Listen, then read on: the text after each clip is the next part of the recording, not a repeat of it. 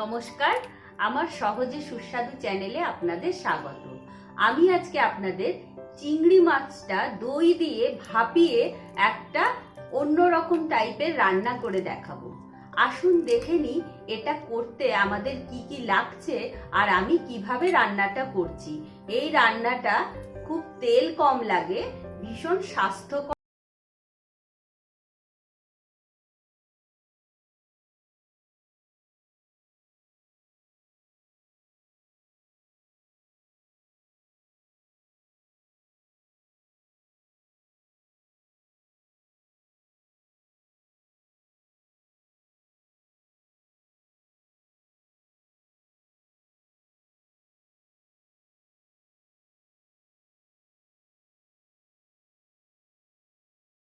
Table চামচ দই নিয়ে বেশ খানিকটা জল দিয়ে দইটাকে খুব ভালোভাবে ফেটিয়ে নিতে হবে।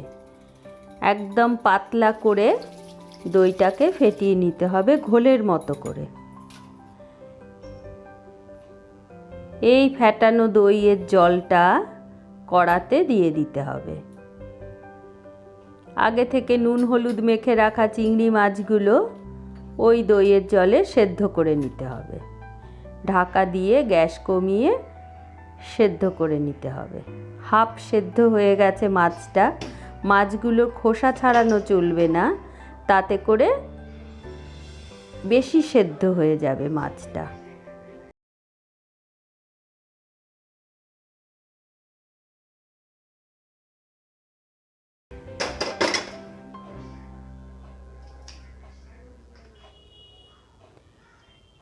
পেঁয়াজ রসুন আদা পেস্ট করে নিয়েছি, তার মধ্যে 1 চামচ শুকনো লঙ্কার গুঁড়ো দিয়ে খুব ভালোভাবে পেস্টটাকে মেখে নিতে হবে।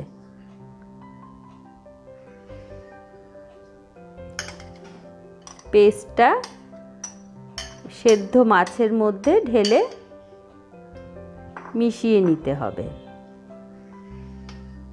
ঝাল যদি কম খান সেক্ষেত্রে শুকনো লঙ্কার গুঁড়োটা হাফ চামচ দেবেন, হলুদ হাফ চা চামচ, নুন স্বাদ অনুযায়ী দিয়ে আবার ভালোভাবে মেখে নিতে হবে। কড়ায় সাদা তেল দিয়ে 3 থেকে 4 টেবিল চামচ ঘি দিয়ে দিলাম। গরম মশলা ফোড়নে দিয়ে দেওয়া হলো, তেজপাতা, শুকনো লঙ্কা 2টো ভেঙে নেওয়া হয়েছে। শুকনো লঙ্কা চাইলে আপনারা নাও দিতে পারেন। চিনি 1 চা চামচ,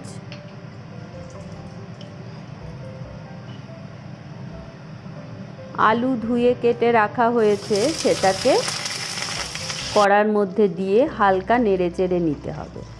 নুন সামান্য।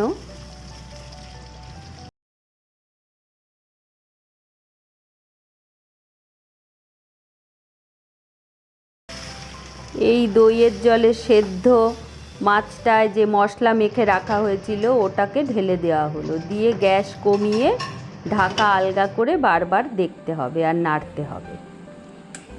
যতটা গ্রেভি চাই সেটা হয়ে এসেছে। 5 থেকে 7 মিনিট পরে ঘি গরম মশলা গুঁড়ো ছড়িয়ে নামিয়ে নিতে হবে। 5 মিনিট রেখে নামিয়ে নিচ্ছি, গ্যাসটা বন্ধ করে দিচ্ছি।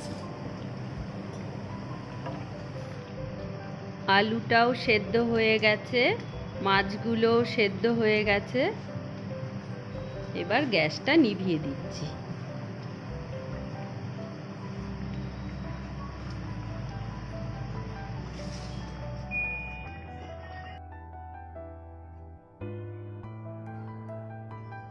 আমি ভীষণ থ্যাঙ্কফুল, গ্রেটফুল আপনাদের প্রতি।